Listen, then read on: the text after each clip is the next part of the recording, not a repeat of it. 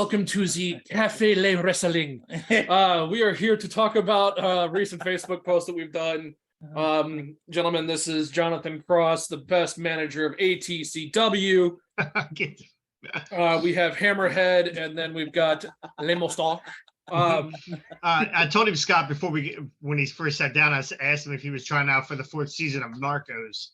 I was just like, nah, Magnum PI, give me that red Ferrari. So we have lots of Facebook comments to get through. We've kind of neglected you guys on that, but again, we've had a lot of stuff going on. Mm-hmm. 95 people, by the way. Yeah, 95. We're 95. at 100 of this, but not our YouTube. What's going on, you guys? All you Facebook followers, come on, let's get on that YouTube. Just subscribe. I don't care if you ever watch. Just subscribe, bro. Yeah, we want the support on YouTube. Like, we love support here, but guys, come on. Yeah, let's go. All right. So the first one from 3 days ago we've only had one comment from Tommy Franey. But what is the funniest moment in wrestling that has stuck by you throughout your life? And Tommy Franey put, there was SmackDown a long time ago where Triple H was a champ and he did a lottery to see who'd he'd face for the belt. Howard Finkel dropped the ball and Triple H had Fink. You dropped your balls all over the place. I don't know, but I was getting a laugh at the moment. Well, I'll go first. I mean, I've watched wrestling for a million years, but there's only one, and I know it's going to be cliche, but there's only one that really sticks out to me, and it's the Titus World Slide. That was Saudi Arabia, right? That was Saudi Arabia. A couple years ago. Saudi. Big battle royal. Here comes Titus Worldwide. He is balling, bro. He is balling. He is running top speed down that ramp, and it's a good thing it was an apron and not an LED board. Oh, Jesus Christ. He went completely into the fucking ring. And I tell you what, the funniest part, I mean, it was funny, but Michael Cole and Corey Graves not being able to keep their could not stop. They were dying laughing because one of the monitors had him completely vanishing from the screen, and he just disappeared. And the fact that big of a guy going all the way under that ring and disappearing was hysterical. Like, unbelievable. Goodbye. It almost looked like it was planned. That's. But you knew as soon as Adam Cole and Corey lost their mind, or Michael Cole, they're like, we don't know how to handle this situation anymore. Like, you knew that wasn't playing as soon as they started dying laughing over crazy. Because Titus has had a lot of gaffes. I mean, there's that one. There's the one where in the NXT where they used to do the relay race. Yeah, and he dropped the keg right off the bat. Yeah. I don't know. I think my funniest moment is Vince McMahon kissing Rikishi's ass. That's pretty good. Just because it's been all over my TikTok For You page, and it's just great where he goes, "You're not kissing Trish. I got someone especially for you." Oh my Rikishi.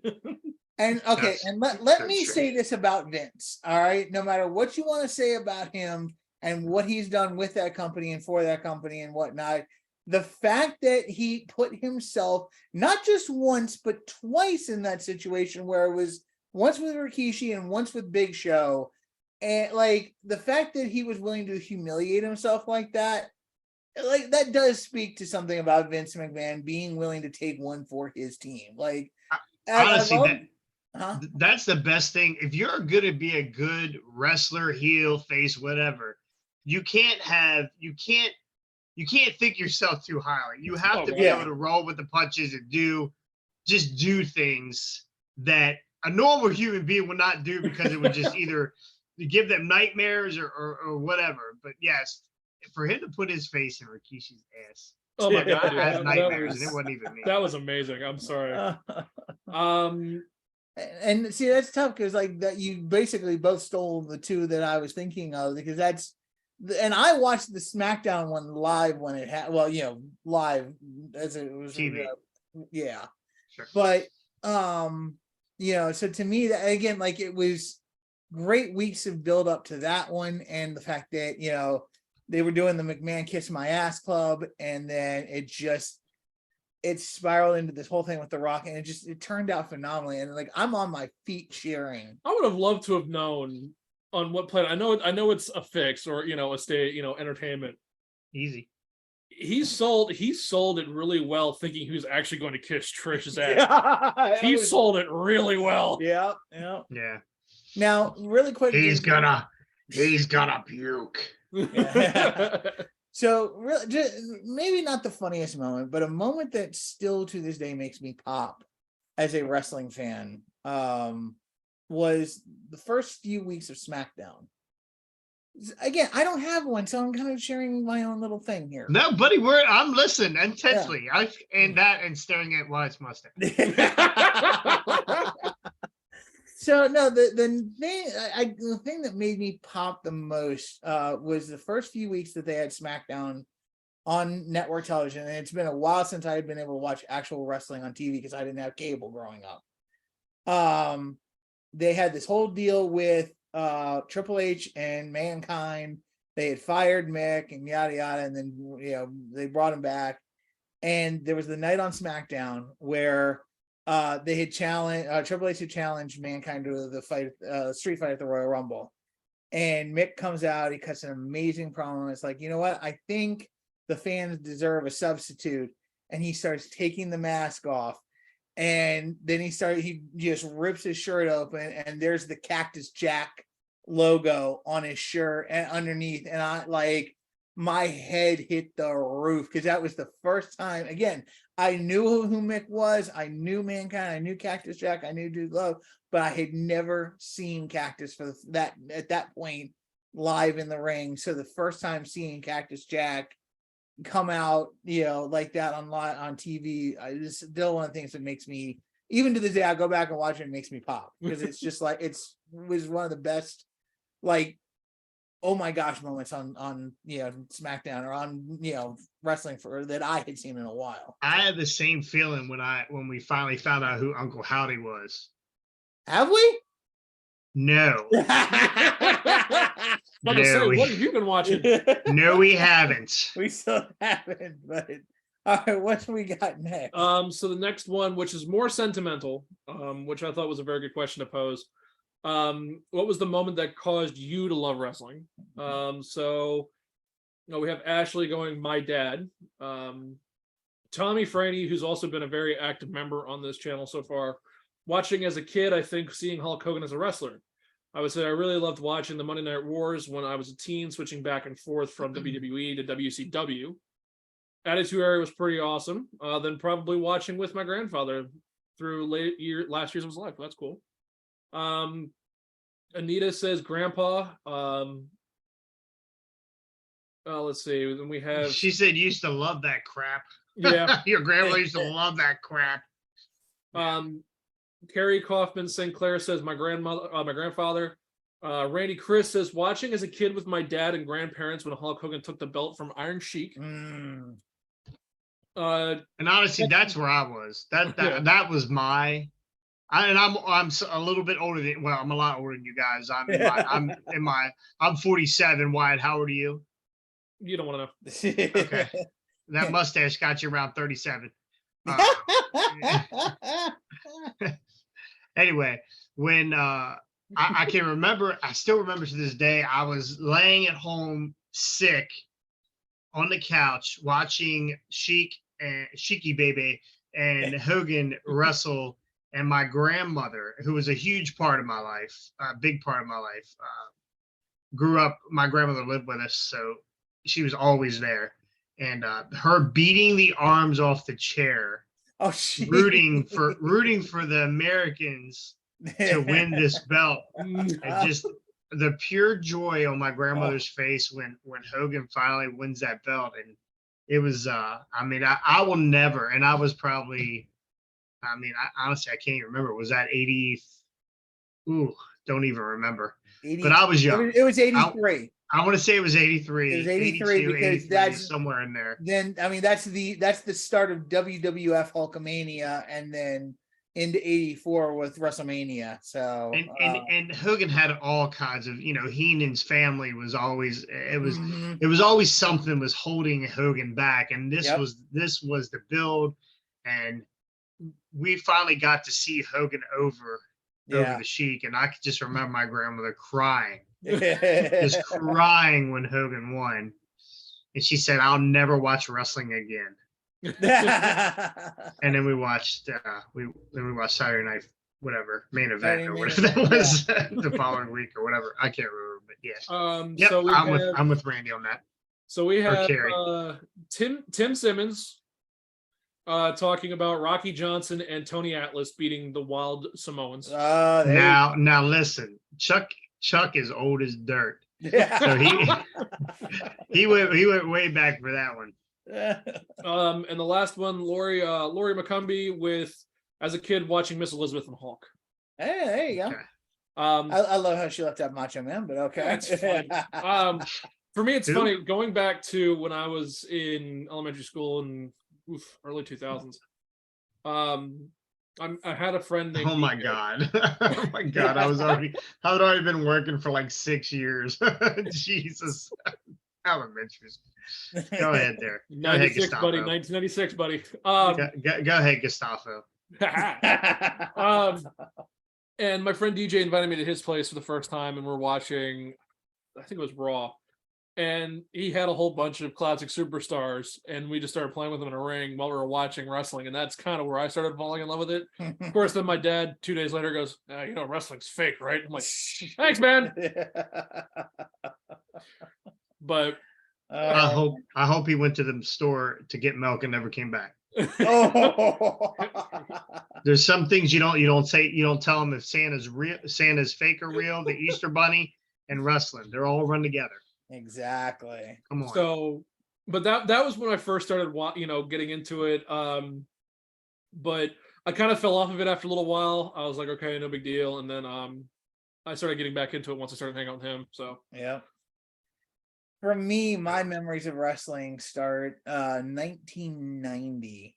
Like I don't remember if I was watching Superstars or like how I officially got into it, but I remember seeing Jake the Snake Roberts. I remember seeing Hogan. He was never wrestling because, of course, I only had, like I said, I never had cable growing up.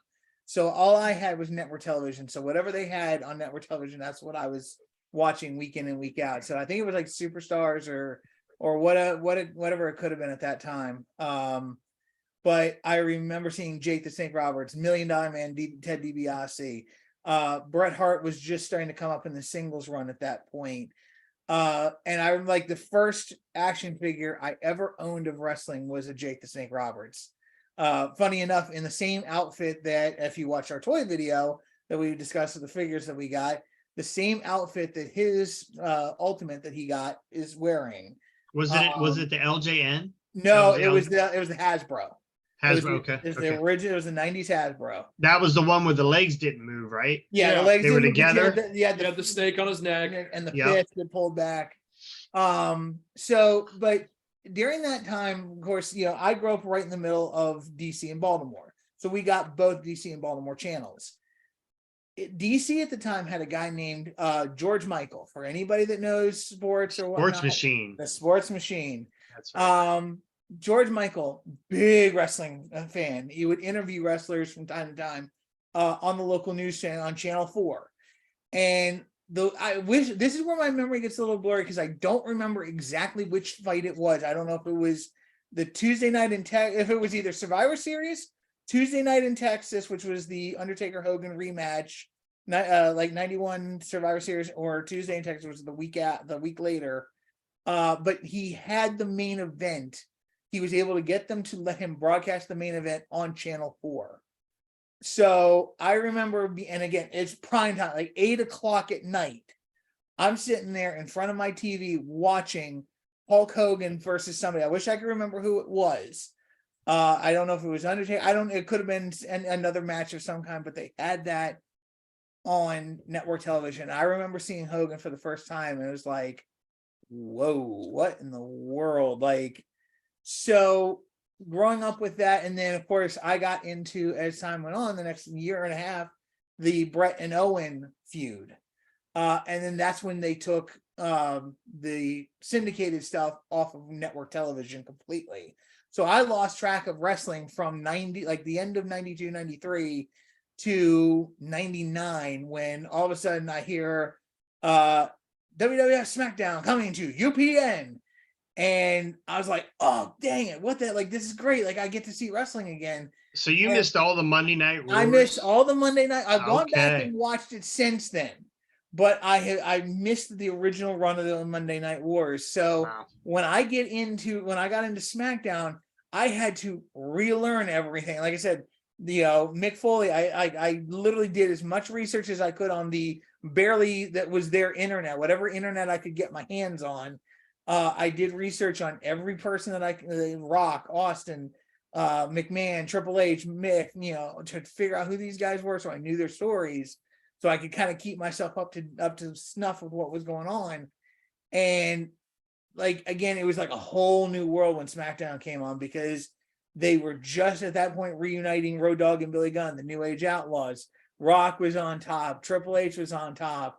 Austin was kind of coming back and forth due to the neck injury. And that was a tough time to watch because you had WCW and WWE. But I didn't see any WC. That was the thing. Is I have had to thank you to the WWF for making the network, because other than syndicated stuff on network television, I didn't see any WCW.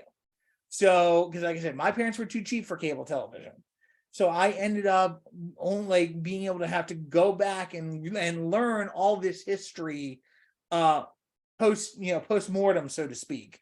Go back and kind of learn about what had gone on, not only in the early late 90s and early 90s, but even into the 80s, and because I had no idea other than the brief run in the early 90s and now the late 90s.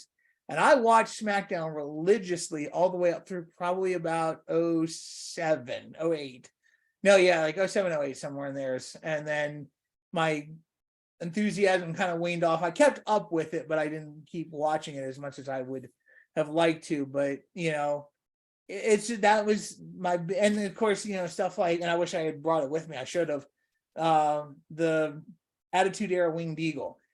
I knew what the championship belts were when I was a kid, but I really didn't pay that much attention to who was the champion, who wasn't. And again, say what you want about Triple H, but when Triple H walked out on SmackDown as the WWF champion back then, and you saw him with that Winged Eagle belt, and I just I don't know, again, it not only made me fall in love with wrestling all over again, but it made me fall in love with the idea of the champion and who's the champion, being invested in that. So that's still the best belt by far. Yes, in my view. Yeah, still the best belt. So just scrolling through Twitter, Yep. Vince McMahon is now an employee of WWE. It was made official 5 hours ago. Employee? Yes, he signed an employee contract. What does that? I wonder what that even means. That means I do what I want. Oh. Exactly. Another thing is, somebody tweeted about the new AEW All Access show. And this is just funny. So the show is called All Access, and 12 minutes into it, when asked about the biggest backstage story in AEW history, Nick Jackson said, "I don't want to talk about it." Of course he doesn't. They need to change the name of this show from All Access to AEW General Admission.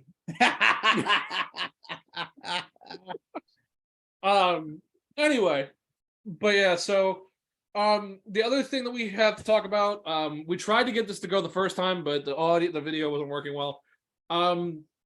We had people comment on who their favorite ringside advocate / manager of all time was. Now, gentlemen, instead of going with the top 5, because we can go on forever, let's stick with the top 2. Okay. So who wants to start us off with that? I mean, good, Wyatt. Yeah. Oh, okay. Yeah. Do you not want to do it? I can. I'll go. So my number 2 is going to be Paul Heyman. Just because of what he is still doing for the WWE. And with Roman Reigns turning him to one of the best talkers in the business. Yeah. Again, when you pair Paul Heyman with anybody, the career is going to be boosted. Exactly. Yeah. And then the other one is Bobby the Brain Heenan, my number 1. Iconic. He had the Heenan family.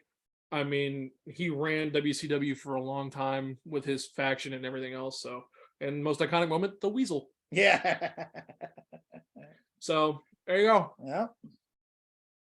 Now what? Go ahead, Scotty. Well, he stole my number 1, but Bobby Heenan will always be number 1 to me. not just Aw. because of, again, there's so many iconic moments, but I also feel like even when he wasn't a manager, his time on commentary with Gorilla Monsoon was amazing. Just his verbal ability to help get people over was phenomenal. No matter what he said, he could generate so much heat because you hated Bobby, you loved whoever he was going against verbally. And again, like I said, he wasn't even managing at that point, but he could still get somebody over verbally, and it was phenomenal. So Bobby's always going to be my number one. And again, you guys know my number two, and you scoff at it all the time, but it's always going to be Jim Cornette. Again, the guy is that pick is flatter than a plate of piss. Yeah.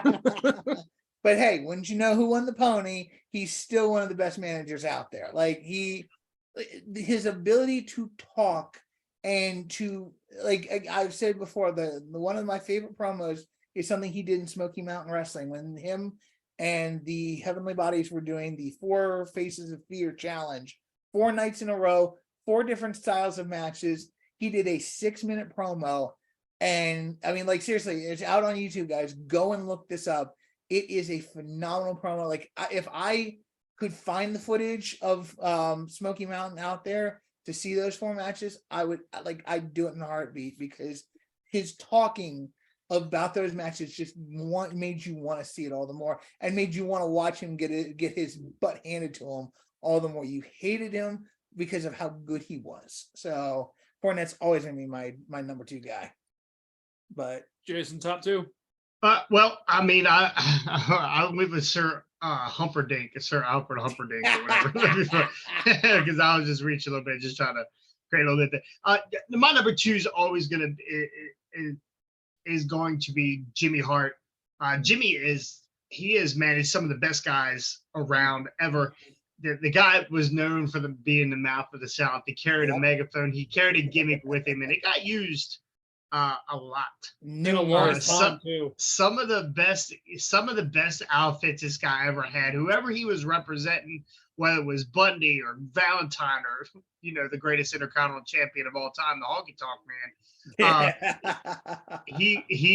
He wore them on his jacket in spray paint. So he had some of the best outfits ever. And he, at times when Hogan couldn't get himself over, Jimmy Hart could get him over. So true. Jimmy Hart. And I gotta agree with Wyatt. You picked Bobby the Brain, right? Didn't you pick Bobby? Yeah. Yes, sir. Yes, sir. Everybody's got Bobby the Brain. I'm gonna agree with you. Bobby's probably my number 1. Tongue twister. For sure. The guy was sharp. You could not say anything to Bobby that he couldn't come back tenfold and destroy you with. And he, again, back in the day, he had some of the best guys. He had Bundy and Orndorff and Rick Rude towards the later end, and John Studd, and the perfect one, Mr. Perfect, Kurt Hennig. But like he has had everybody, and the main guy that I'll just never forget him being with is Andre. Andre was bigger than life, and Heenan was this big compared to Andre, and he just one of the best betrayals too. When Andre struggled towards the end of his career to get words out or to do whatever, Heenan picked him up. Yeah. Right. There was a couple guys that slammed Bundy or could pick Bundy up over the years, and they all just, everybody knows Hogan slammed Bundy, but that was a thing. You mean Andre? You mean Andre? I'm sorry, Andre. But one guy that could get him up was Heenan. That's for sure. So Bobby the Brain Heenan, rest in peace.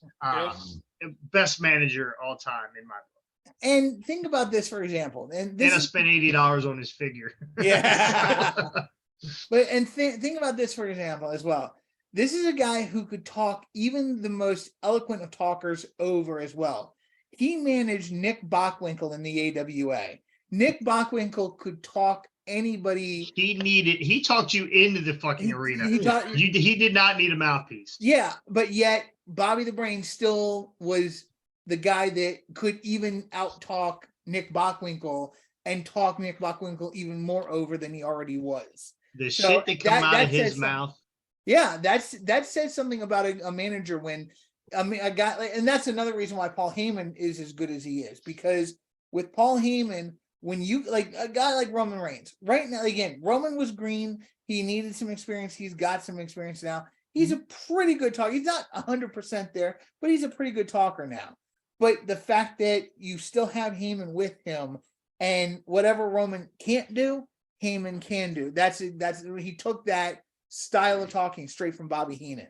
So, that I think is, again, a credit to the legend that it was Bobby the Brain Heenan. That Heyman. Yeah, and our Facebook group put in our comment section, Lori McCumbee said Jimmy Hart, so she agrees with Jason on that one. She also put Queen Elizabeth. Okay. Ugh. See, I don't know how that works as a manager. Yeah. She's a valet. She was more of a valet than she was a manager. Jeremy Kiefer said Bobby the Brain. Okay. Yep, absolutely. And then Tommy Franey said Paul Heyman. Yep. Yeah. Now, do any of you follow Ringside Collectibles on Instagram? No, I need to. Yeah, I follow them in a couple different places. So C2E2 is this week Okay. in Chicago. They have released a new figure coming out. Oh yes, I did see that. The Gobbledygooker The Yes. Gobbledygooker, it is a 2-pack with Gobbledygooker and Undertaker. Unbelievable. The And the Gobbledygooker looks pretty good. I actually give him that. Who was it under the original? Was that Hector Guerrero? I have no idea. I can't remember. Taker looks a little off, but Yeah, that's. Check those gloves. Are those gloves right? Most of the time they put purple gloves on Taker. I'm not sure he ever had purple gloves. I thought they were He always did. gray. No, They were purple. He had, not in his original run, no, but over the time he changed from the gray to the purple. I'll have to dig it out, but I have a Taker figure that they completely just demolished. It's horrible. alrighty. So Colored. I think that about wraps it up for this episode. Again, a lot of wrestling this week. Tonight is ROH Supercard. Mhm. Tomorrow is NXT Stand and Deliver at 1:00. Day 1 and day 2 of WrestleMania are this weekend. So lots of stuff happening. Again, you're gonna No miss out on sleep some till of our Brooklyn, news. baby. You're gonna miss out on some of our news if you don't show up. So Yeah. this episode will be out tonight. And we're gonna be working on the next one. So like, subscribe, comment. See you guys later. Awesome. Peace.